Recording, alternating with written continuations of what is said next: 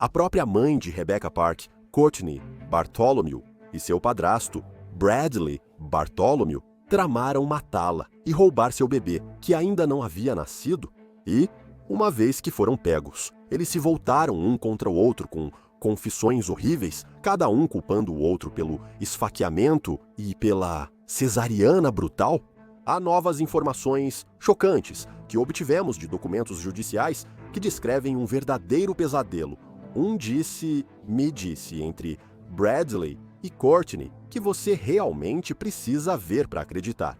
Vamos analisar tudo isso agora com o ex-promotor estadual Dave Aronberg. Bem-vindo ao Sidebar, apresentado pela Law and Crime. Eu sou Jesse Weber.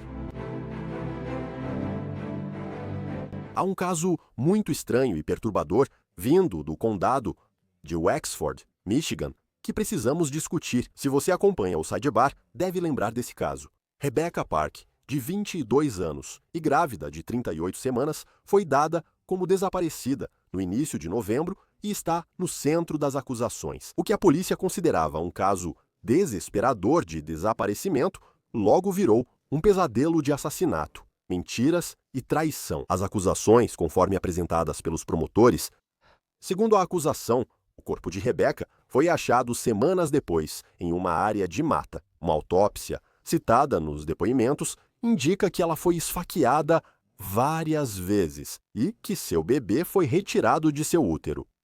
A investigação, segundo os documentos judiciais, envolveu dramas familiares, relacionamentos secretos e muita desinformação deliberada. No início, a investigação focou na irmã de Rebecca, Kimberly Park, que relatou o desaparecimento. O depoimento para a prisão de Kimberly mostra que sua história continuava mudando. Ela supostamente admitiu ter mentido à polícia, dizendo que foi influenciada pelo namorado de Rebecca, Richard Fowler, a lançar suspeitas sobre a mãe biológica, Courtney Bartholomew, e o padrasto, Bradley Bartholomew. O depoimento de prisão de Kimberly agora inclui sua suposta confissão de que Fowler disse ter matado Rebecca. Mas, crucialmente, essas acusações específicas de assassinato contra Fowler parecem não ter levado a lugar nenhum. A acusação inicial de assassinato em aberto contra ele parece ter sido retirada. O caso contra ele parece ter estagnado, pelo menos por enquanto. Ele está enfrentando acusações de drogas, mas as autoridades dizem que são Courtney e Brad os responsáveis. Segundo os detetives, essa foi apenas a primeira camada. As acusações mais graves estão nos documentos contra Bradley e Courtney Bartholomew. Ambos foram acusados de homicídio em primeiro grau, tortura, cárcere privado e outros crimes. Os depoimentos de causa, provável que sustentam essas acusações, são assustadores, para dizer o mínimo. Alegam que houve um plano premeditado para levar Rebecca à casa deles. Os documentos detalham como, de acordo com os relatos conflitantes, que Bradley e Courtney deram posteriormente à polícia, Rebecca foi colocada em uma caminhonete, levada até uma trilha remota e esfaqueada. E então, enquanto ela estava lá, supostamente ainda viva, foi submetida basicamente a uma cesariana para retirar o bebê dela. O bebê, segundo os documentos, não sobreviveu, mas o bebê não foi encontrado. Um ponto especialmente chocante nos depoimentos é que, assim que Bradley e Courtney são presos, imediatamente começam a se acusarem em entrevistas separadas, com suas declarações resumidas pelos detetives. Isso cria um cenário macabro de acusações mútuas pelo esfaqueamento e retirada do bebê. Um afirma que foi um plano de vingança contra Fowler. O outro afirma que era sobre roubar o bebê. As anotações dos detetives dessas entrevistas descrevem o que chamam de cena de crueldade. As alegações mostram uma jovem mãe assassinada, um bebê retirado de seu útero e morto, uma irmã que admitiu mentir à polícia, um namorado supostamente envolvido no encobrimento e mãe biológica e padrasto se acusando da prisão. Quer ver como os detetives dizem ter juntado tudo nesse caso? Eu sei que é complicado. Os documentos do tribunal, especialmente depoimentos de causa provável, trazem relatos brutos e sem filtro. Está tudo nos documentos. Para nos ajudar a entender isso, ou tentar entender esse labirinto jurídico e as alegações chocantes, estamos trazendo alguém que passou a carreira lidando com casos como esse. O ex-promotor do Condado de Palm Beach, Dave Aronberg, que está aqui comigo no estúdio. Dave, muito obrigado por vir. Eu agradeço. Antes de mais nada, todo mundo já sabe. Acho que todos admiram o trabalho que você faz. Você tem sua própria newsletter. Obrigado, Jesse. Sim, Dave Aronberg. Davearonberg. Estou no Substack. Eu me chamo o Xerife da Flórida e agradeço a divulgação. Também faço vídeos no YouTube para o Legal AF e Midas Touch Network. Gostamos de você porque tem grande experiência em desvendar casos complicados. Quero começar por aqui. A primeira pessoa presa nesse caso foi em Kimberly Park, não por assassinato, mas por supostamente mentir para as autoridades. Essa é a irmã da Rebecca. Ela foi quem originalmente relatou o desaparecimento dela, mas, de acordo com o depoimento de prisão, diz que Kimberly estava se comunicando com o detetive durante toda a investigação. Em uma live, nas redes sociais, ela acusou a mãe, Courtney, e o padrasto, Bradley, de envolvimento. Quando a polícia a entrevistou, ela disse que Courtney e Bradley atingiram Rebecca na cabeça, causaram uma convulsão e pediram a um amigo para levar o corpo. Mas o depoimento diz que, poucos dias após o corpo de Rebecca ser encontrado, Kimberly mudou totalmente sua versão em uma entrevista. Quero ver esse documento, que menciona a nova declaração dela. Park relatou que, em 4 de novembro de 2025, na casa de Richard Fowler, ele confessou ter matado Rebecca Park e disse querer proteger Kimberly ao não revelar detalhes. Park disse que Fowler também a estava incentivando a enganar a investigação. Por isso, ela divulgava informações enganosas em lives nas redes sociais. Ela também teria dito que Rebecca estava em outro local, mas as autoridades investigaram e nada foi comprovado.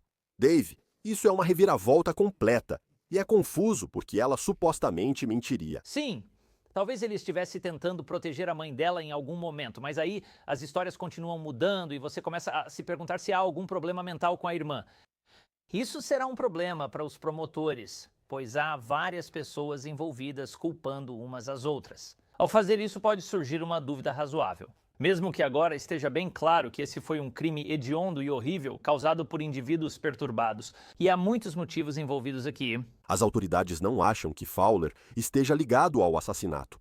Ele foi preso por homicídio, mas a acusação foi retirada. Ele responde só por acusações de drogas, então não acreditam nela. O que também me faz pensar se ela seria uma testemunha confiável em um julgamento, caso tenha feito algum tipo de acordo, considerando o que ela está enfrentando em relação a Courtney e Bradley. Será que ela é uma narradora confiável? Não, ela não é confiável, pois mentiu para a polícia. E você tem pessoas, vi Fowler sendo entrevistado. Ele não pareceu convincente e agora a irmã também não parece. Então você se pergunta se terão a testemunha que os promotores gostam, que é como o narrador de toda a história, alguém que conduz o júri pelo que aconteceu. É complicado aqui, com tanta gente diferente e coisas acontecendo. Então isso é um pequeno problema para os promotores, embora as evidências sejam o que são. Vamos falar sobre isso. Esse era só o caso de suposta obstrução, certo? Agora, as acusações de assassinato são contra a mãe biológica de Courtney e o marido, Bradley. Ambos são acusados de assassinato e tortura. Há uma acusação horrível relacionada ao ataque a uma pessoa grávida, causando aborto espontâneo ou natimorto. Bem no meio da declaração de causa provável para Bradley, chegamos ao cerne deste caso. Estas são as entrevistas gravadas com Bradley e Courtney após a detenção, e o depoimento relata que foram entrevistados separadamente. Nenhuma surpresa nisso. E Dave, é aqui que a coisa fica realmente sinistra, realmente macabra, porque eles imediatamente começam a culpar um ao outro. E o detetive escreve que as histórias deles são um clássico ele disse, ela disse. Mas obviamente elas têm esse toque de pesadelo. Então, eu quero ir até a cena. Usando o depoimento, alega-se que, na entrevista de Bradley, ele inicialmente apontou o dedo para Courtney. Ele disse, tenho certeza que Courtney a esfaqueou porque tinha uma faca de caça.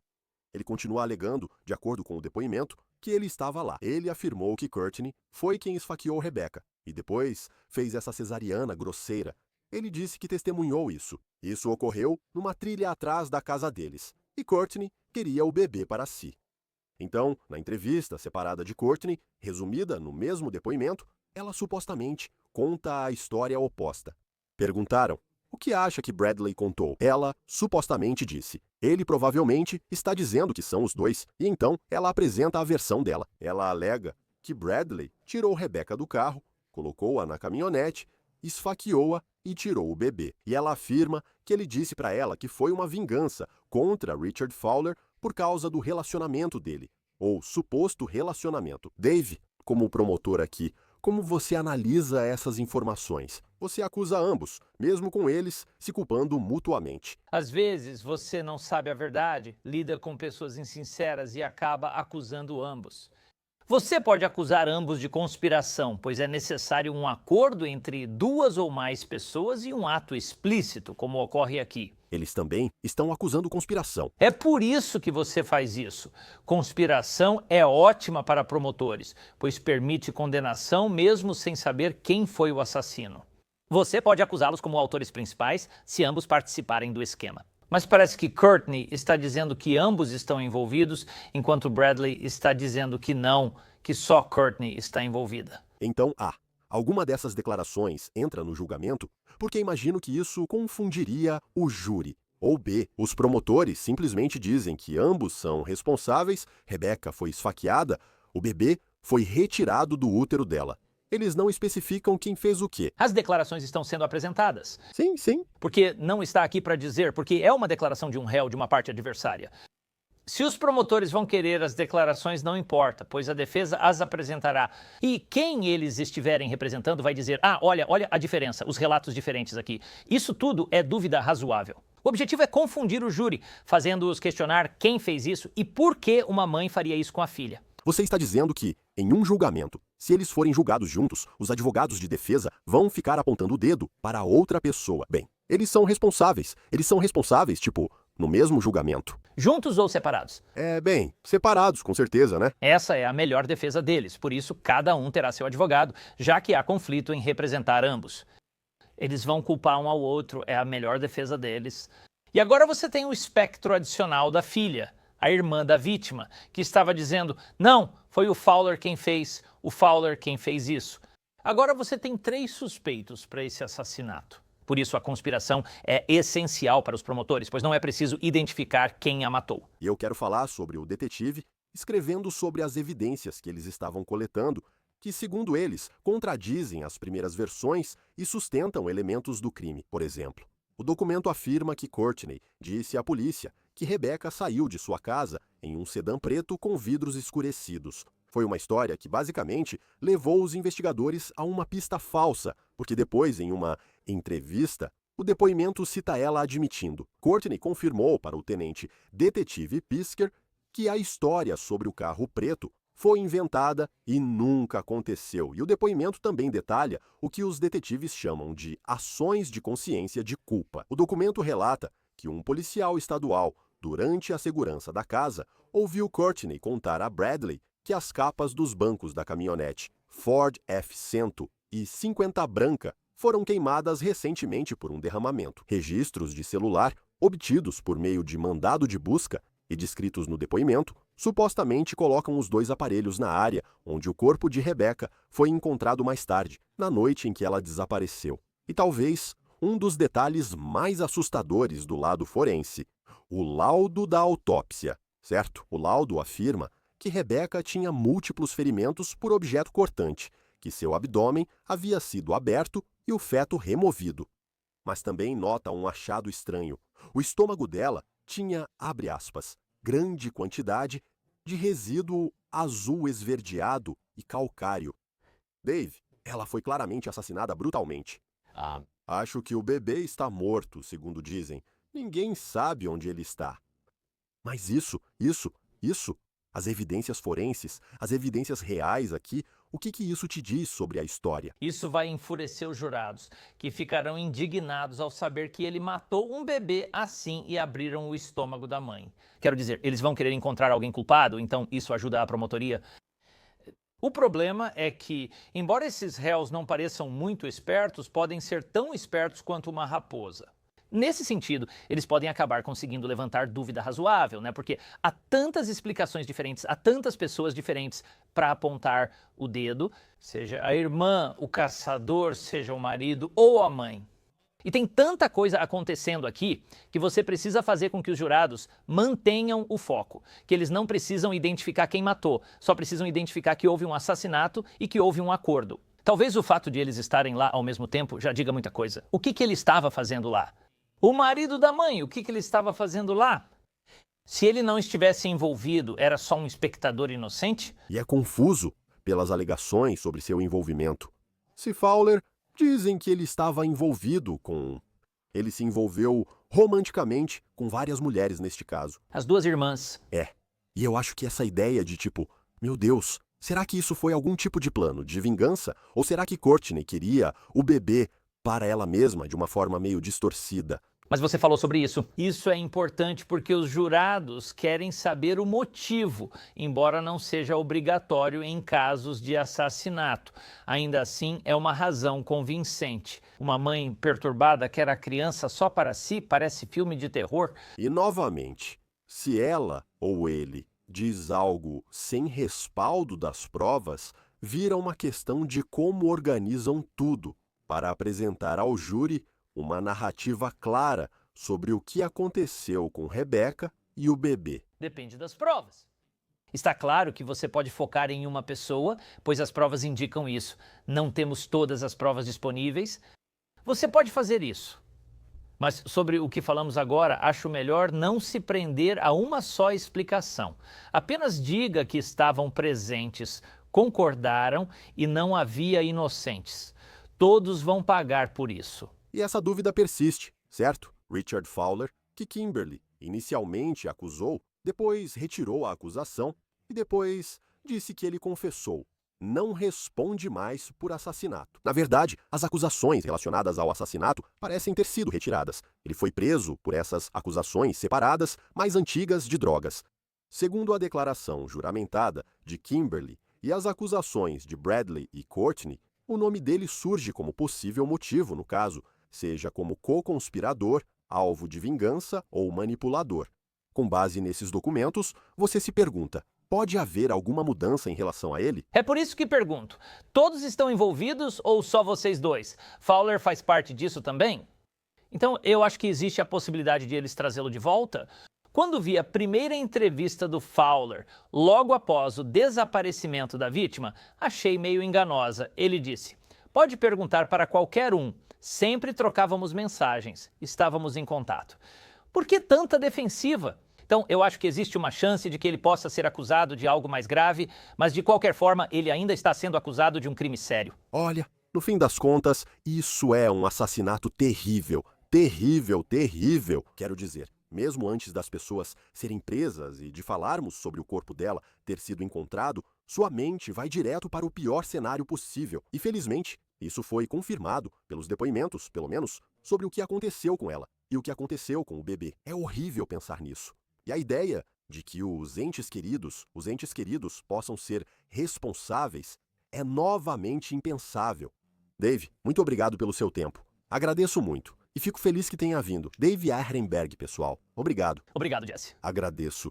Isso é tudo por agora no Sidebar. Muito obrigado por estarem conosco e, como sempre, inscreva-se no YouTube, Apple Podcast, Spotify ou onde ouvir podcast. Você pode me seguir no X ou no Instagram. Eu sou Jesse Weber, falo com vocês na próxima vez.